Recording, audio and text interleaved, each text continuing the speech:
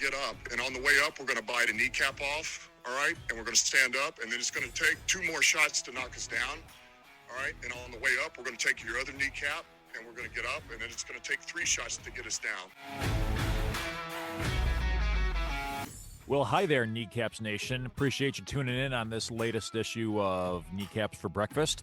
Vince Progard, that's me. Happy to be joined, as always, by my longtime partner in crime, Phil Byrne. And Phil, at least you have Disney to look forward to in a couple of days, because the Lions aren't really putting out a product very representative of giving something to look forward to. No, it's not at the moment, and certainly I don't think you would call the Lions the happiest fan base on earth, because we've got a lot of things to kind of complain about as we get towards, of course, the holiday of Festivus down the pike here. And I got a lot of problems with this Detroit Lions organization, let me tell you. Yeah.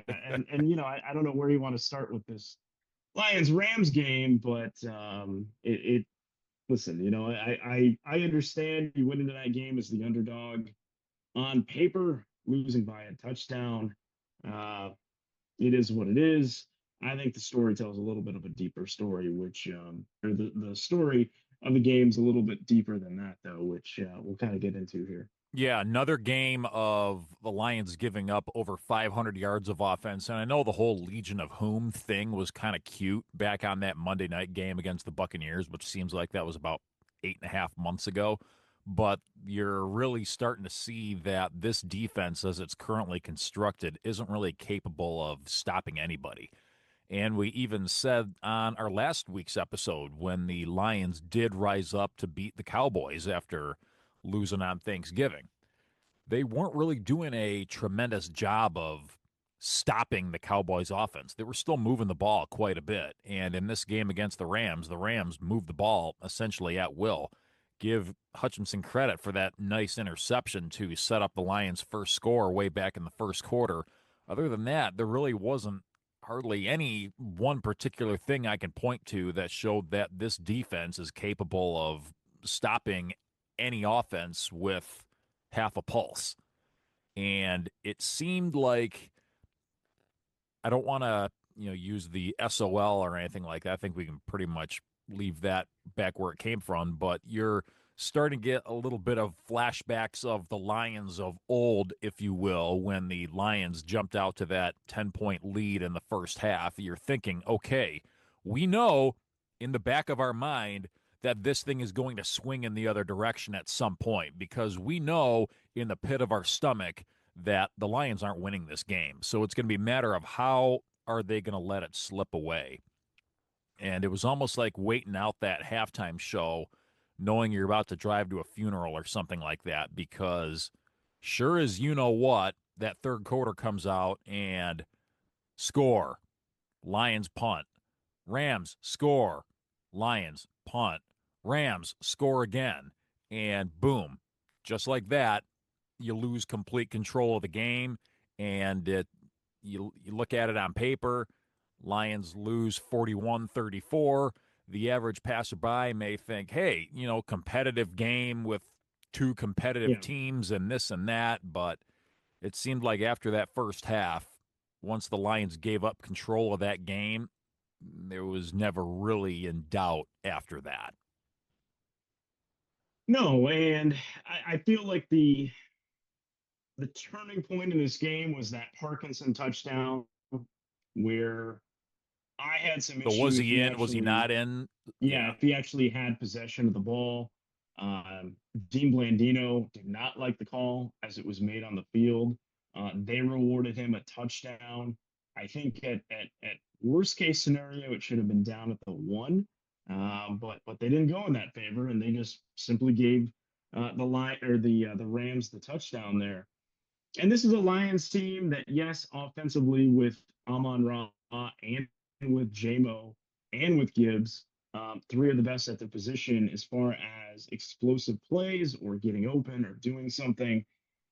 Yes, you still have that on offense, but if you can't get the timely stops, if you can't get them to punt, if you can't get the Rams offense off the field, you will never get back out in front. And that's essentially the issue that we had here. And you mentioned it, Vince. How ironic was it that Matthew Stafford was in this game when this is what essentially the quintessential classic Stafford Lions game where that defense could never hold anything, and it was always a valiant, usually lose by about 7 to 10 points when that fourth quarter comeback falls short. Yeah, and you think you hate looking at the past because of what has been right in front of us these last 3 to 5 years, but it makes us even more upset as Lions fans when you think back that we squandered all those years with Stafford as the quarterback because there was never anybody competent enough to build a halfway decent team around the guy. Could you imagine if they would have given one iota into building the Lions roster the right way in the 2010 decade? I mean, you could, I Yeah. know ifs and buts, candy and nuts, that whole business, but this Stafford guy, he's ageless. I mean, he's out there playing as good a football at 40 years old as one possibly could. And it magnifies the fact that, you know, let's call it what it is. The Rams won the trade. And that's going to stay that way until the Lions at some point win a Super Bowl with Jared Goff. And I think that's part of it. Seeing the way that the Lions defense wasn't doing a good job at stopping the Rams offense, and you're seeing who's doing it over on the other sideline, and you're thinking that should have been our guy, and things happen. Yeah. So, I mean, there's a lot of different ways to kind of spin this, to kind of bring it back into this season. Of course, we knew what was out in front of the Lions, them not getting the benefit of doubt with where the schedule was going, having the two teams with the Bears and Packers also having fine seasons, being ahead of the Lions in the playoff race. This is one that I think Lions fans realized if we could win this game and then get a little bit of help, it would really help solidify our standing. And I'm not saying anything about the North at this point. I'm just saying with regards to the wild card. Of course, we do absolutely really nothing defensively in the second half to allow us to get in a position where, guess what? Micah Parsons gets injured. The Green Bay Packers fall on the road in Mile High. They lose. The Bears win. So, one of those teams keeps moving forward. But the Lions are not able to make up any ground when they themselves lose. So at this point, yes, there is, still in the hunt. That's where your Detroit Lions are, but it will require them to win out, and it will require them to get some help. So, um, it was a much more favorable outcome had the Lions won here today. If you are pinning any hope on the Lions playing in the postseason this year, but I think it's a little bit of a broken team with injuries, with people that they don't have there, make the mistake about it. This would have been the game that Frank Ragnow would have played. And when you look at the stats that we had from Jameer Gibbs and David Montgomery on the ground, granted against a very good Rams defense, Couldn't run the very ball, though. good front four, we could not run the ball. So I wonder too, when we talk about all the breaks and things like that that we haven't gotten, if we would have had Ragnow back for this one, would we have actually been able to run the ball a little bit more as well? I don't know. Point being, we had another game where seemingly we couldn't buy a call. We don't have Frank Ragnow. We don't have our starting safeties. We don't have our starting two tight ends back there. We are missing Christian Mahogany on the offensive line. If you think this is a playoff team right now, the way that this thing is constructed, I think that's a losing proposition. This does not look like a football team. This looks like a team that can put a lot of points on the board, but potentially not much more than that. Yeah, they still probably have the number one scoring offense in the NFL. They came into today having the number one scoring offense in the NFL, so they're probably going to hold as such. But if that's the only feather you have in your cap, that should probably tell you something. And I'm not saying that I want something symbol, symbolic of the season ending, like the Patrick Mahomes injury was confirmed late Sunday that he did indeed tear his ACL at the end of the game against the Chargers, and that mathematically eliminated from the playoffs. It just kind of seems like the Lions are one symptomatic incident away from like shutting it all down, and I think you and I know that we're at that point because, like you pointed out, they need to win out and they need a lot of help. And if they couldn't even take care of their business on their own, I think they said that with a loss, it turns out being less than a coin flip shot of the Lions making the playoffs as a wild card, mind you. So they'd have to keep playing and then go on the road against a team that is probably significantly better than they are. And it's almost like, what's it all for?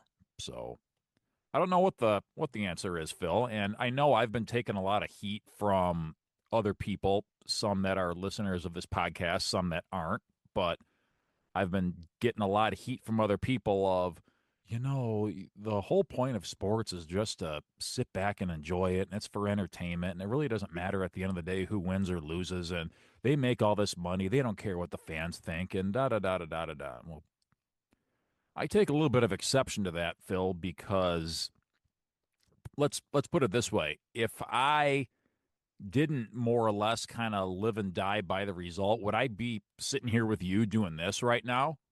I mean, obviously, for us doing what we do, that just kind of goes to show that you and I are more invested in it on various levels than the average person. So when I approach sports, I approach it as, you know what? Yeah, it is entertainment. It is supposed to be fun. But what is fun is watching your team win. And what's not fun is watching your team lose. And if there's no real push to the finish line of some sort, because that's what the ultimate goal in my mind is. That's the whole reason that these kids are out here playing a kid's game, and that's to win games and to win championships. And when you fall grossly short of that, you're not fulfilling the ultimate mission.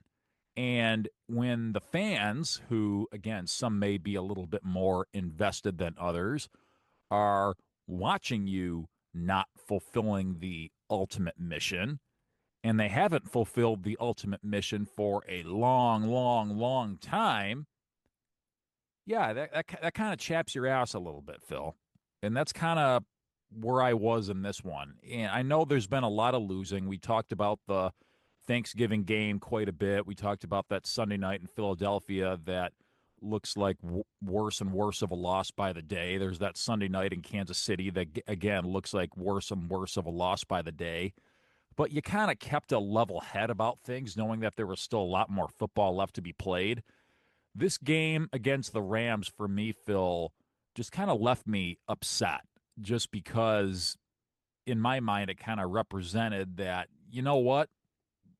It's just, once again, it's not going to happen. And you think back to if they would have done more to bolster the pass rush or something, maybe things would have been better. Or if maybe they would have future-proofed the Frank Ragnow retirement and kind of beefed up that offensive line, maybe things would have turned a little bit differently. I don't know, but I just walked away from this loss against the Rams just feeling upset, knowing that this was probably the end of the rope. Well, I think what's really disheartening about this is we talk season at large. We talk about the Lions every single week, and it just felt like you went into halftime, you've got a lead, you had the momentum, and then a couple of bad breaks, not being able to stop Nakua and Adams and Stafford from keep getting first downs. And 30 first downs in the game, mind you. 30 first downs, over 500 yards of offense, had the ball 35 minutes. And yeah, we've seen some great Lions defensive performances from time to time, whether individually or, in some of these games. I'd even argue the game against Philadelphia. Our defense actually came to play in that game. But the issue here is you only get so many opportunities in your team's window to make it happen. And I think Brad Holmes has gotten enamored with guys that he has brought into the building and where the salary cap is, and not getting creative and adding those pieces at the deadline. Or, instead of sitting back and allowing that first round to happen and all these pass rushers go off the board, we sit there at pick, was it 30 or something like that, whatever our pick was, and we go 28, get an 29, interior yeah, something an like that. interior defensive lineman when there were still pass rushers that were out there. So it's is Brad Holmes still the best Lions general manager in my lifetime? Yes, without a doubt. Not that the Is bar set Dan real high. Campbell is that's what I'm getting at though.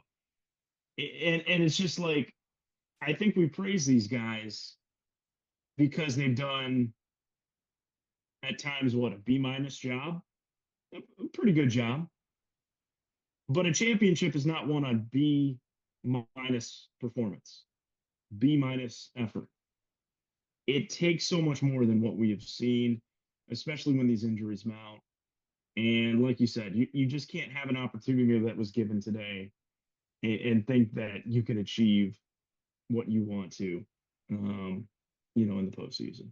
Part of why we do this the way we do is that our thoughts are pretty raw and in the moment instead of being more calm and calculated. So forgive me if what I'm saying kind of sounds like I'm on something here, but like, at what point is there needing to be some type of shift in the overall philosophy of this organization? And you think back to like, you remember about 10 or so years ago, and this is timely because again, Kansas City Chiefs, good example. This is going to be the first year they will not make the playoffs since the year 2014. And when they started winning games, you had Andy Reid come over, and before that, I think they had Herm Edwards as their head coach. They might have even had, I thought they had Spagnuolo as their head coach, but that doesn't make any sense because he's their D coordinator. So I thought they had somebody other than Edwards, but they were like going 2-14, 3-13, something like they were in bad shape. And then all of a sudden they start winning games. And you remember they had Alex Smith coming over from San Francisco and kind of revitalize his career with the Chiefs. And they start winning games and playing really well. Now, it seems to me like, let's say that you were to go back in time and place Brad Holmes in the GM position in Kansas City. With that level of success Kansas City was having, you probably think he would have appointed Alex Smith a lifetime contract. It's his guy that he procured, and they're winning games and contending for division titles and all this. What do? They look for somebody who will truly take them to great things in Patrick Mahomes. They had a good quarterback. They went out and got themselves a great quarterback. Now, this is not me trying to say, hey, this is what they need to do with Jared Goff. I'm just trying to paint a scenario of an organization that made a decision to one up something good with something that could be great. Look what the Detroit Pistons did about 20 some years ago. They won 50 games in back-to-back seasons. In 2002 and 2003, they won 50 games in back-to-back seasons. They out of nowhere fired Rick Carlisle as their head coach and brought in Larry Brown. And it made absolutely zero sense at the time. But what happened? Larry Brown's first year, the Pistons out of nowhere rose up to win the NBA championship because they took something good and replaced it with something potentially great. And it seems to me like there needs to be some type of philosophical shift in this organization because I think they are just so unbelievably content with good that I don't think they have any real desire to make a move to do something that could potentially make them great. And Yeah. maybe this turns out being not a big deal at all. Maybe it's just kind of like after the Eagles won that first Super Bowl, they lost their coordinators, had that down year a couple of years ago where they got beat around pretty good. They got killed in the first round playoff game by Tampa Bay. They did a little bit more shuffling of things around, and then they bounced right back to win the Super Bowl again the following year. Maybe it's something simple like that, but I'm starting to think that all this consistency of making the good move instead of making a move for something that could potentially be great. I think we're starting to see some aftershocks of that play out in real time here, Phil. I don't think there's any urgency. And that's the thing that irritates me. We have been in a position to do great things. You brought up the idea that someone has approached you that the Lions are simply entertainment. Yes, it is entertainment. Yes, the NFL occupies Sundays and gives us something to look forward to. It gets ridiculously cold here in Detroit and in greater Michigan. And the Lions unite Michigan and Michigan State fans across this great state. It gives us hope when we are starting to build towards something. But I feel like this hope is starting to flatline because there is no urgency. How many times, and again, are we going to beat a dead horse on it, that Marcus Davenport should have never been the answer opposite Aiden Hutchinson? What are you talking That, about, Phil? He's the linchpin of this defense.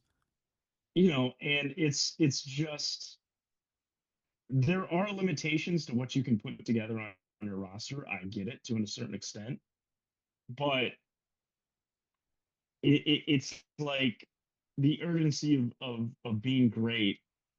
And there's just so many teams that have been 9-7, 10-6 range and have never done anything of note in the NFL. And then a couple guys retire or leave their team, then all of a sudden they're a 2-win team. So we should not be that. Like we've got enough good players to make big things happen, but the next man up philosophy only works to a certain extent. And I'm sick of these guys getting beat on long pass plays that you have no idea who they are. There was some guy wearing the jersey of number 2. His last name was Thomas. No offense to him. I'm sure he's not listening. I'm like, wait, that's not the actual Thomas that we had at safety because he's hurt. So I have no idea who that is. So that's where we are.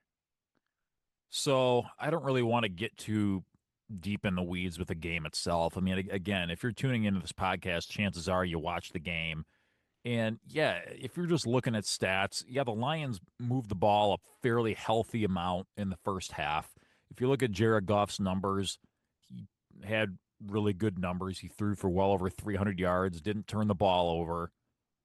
But it's a situation where the Lions weren't making winning football plays when they needed to. And that was early in that third quarter when they had the game in their control. They forced the Rams to a field goal at the end of the first half. They held the Rams to a field goal to start the second half. So instead of giving up touchdown, that would have put the game pretty far out of reach. The Lions defense, they bended a little bit, but they didn't break just yet. But the offense didn't do their end. And we talk all the time about how the Lions are at their best when they play complementary football. And you have the Lions defense out there again, bending a little bit, but not breaking. And then the offense just flatlines. Back-to-back drives where the offense does nothing. And then the defense finally, the levees burst, if you will, and it's just score, score, score, and it's game over. Yeah, and that's kind of where we found ourselves at. So you can only have a bend but no break kind of defense philosophy until it's literally break, break, break, break, break, and you know I'm at like a 2% shot. I think at making the playoffs. I think this was the most difficult game on their schedule if we're going with the most optimistic glass half full approach. But Yeah, it this also is going to wouldn't be the shock best me. offense and defense you face the rest of the way. But it also wouldn't shock me with where things are headed if we just completely fall flat on our face and lose at home to Pittsburgh next week. Well, here's the thing. I'm glad you mentioned that because that was going to be my next point here. So you do have Pittsburgh coming to town.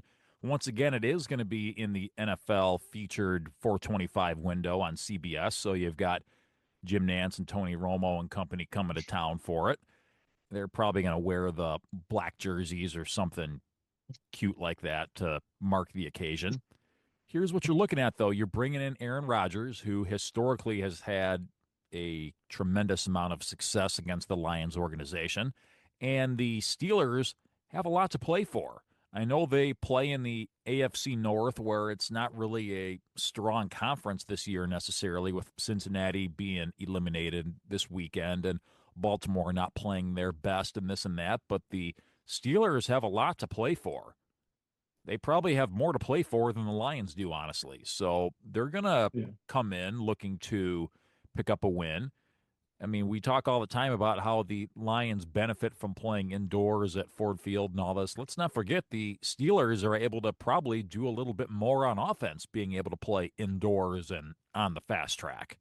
So, Phil, I know we talk about this all the time about how, hey, Lions go one game they win, next game they lose, and they never lose again after a loss, and da da da da da da. But I mean, Lions, Steelers. I mean, So what is what do we unfortunate got in about front of us this, here? Vince, is we're going down a path that this is going to potentially have SOL rear its ugly head back with Rodgers coming back. And if the Lions lose against the Steelers, the season is over. We will not be making the playoffs. I don't know if it'll, quite honestly, officially eliminate us. I think it would have to determine on that Green Bay Chicago game and, of course, some other things, right? Probably 5 other games outcomes next week. For all intents and purposes, kiss the wild card goodbye. And after what I saw today, not necessarily from the offense, although there was still plenty of inconsistencies on offense, but defensively, I you want to tell me that defense and that secondary can slow down DK Metcalf? No. Slow down Aaron Rodgers? No. I don't feel good about it. If there's one So good silver lining, I guess you could say, it sounds like TJ Watt won't be playing next week. yeah, But that's about where it begins and ends for me. yeah. So didn't think we'd be getting to this point, but here we are. Literally the season on the line. Yep. So and I'm not feeling great about it. Nope. So, for the sake of discussion, let's at least touch on the happenings in the NFC North. The Chicago Bears once again make it look easy with the Cleveland Browns coming to town on a cold, cold day in the Windy City. 31-3 Bears over the Browns. Shadur Sanders not looking like an NFL quarterback once again as he threw 3 interceptions. Bears made it look easy. Packers, different story. They fly out to the Mile High City. They were actually favorites, like you and I talked about in the pick segment last week, and it was the Broncos coming out with a big win to stay the hottest team in the AFC.